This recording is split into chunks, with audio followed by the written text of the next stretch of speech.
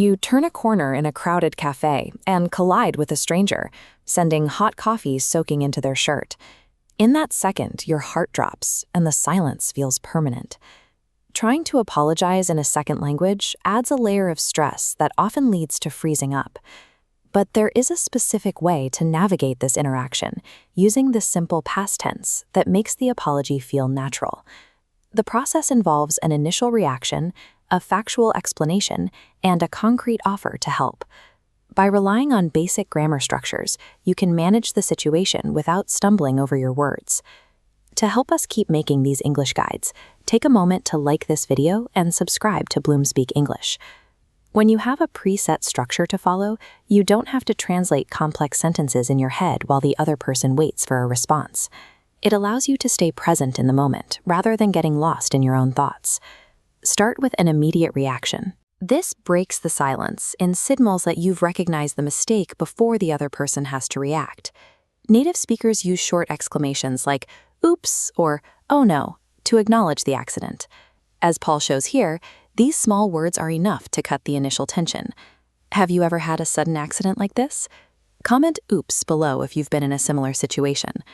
It is a common mistake to start babbling or over-apologizing the moment a spill happens. However, speaking too much too quickly can make the stranger feel more uncomfortable. They need a moment to process what just happened. A quick exclamation gives you a second to breathe. It shows you are taking responsibility, which buys you the time needed to form a complete sentence for the next part of the conversation. The next stage is the explanation. This is where you state exactly what occurred, so the other person knows you understand why there is a mess.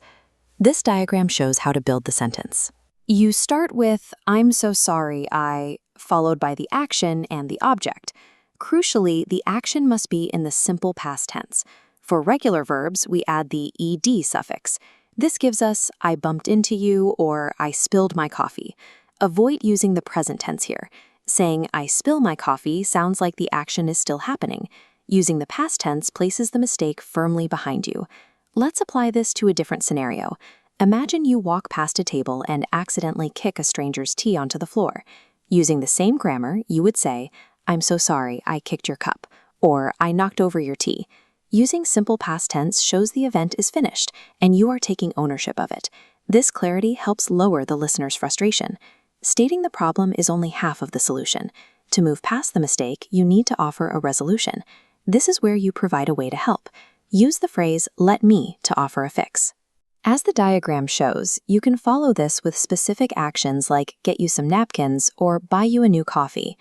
Pair your words with a physical gesture. If you offer napkins, start looking for them or hand them over.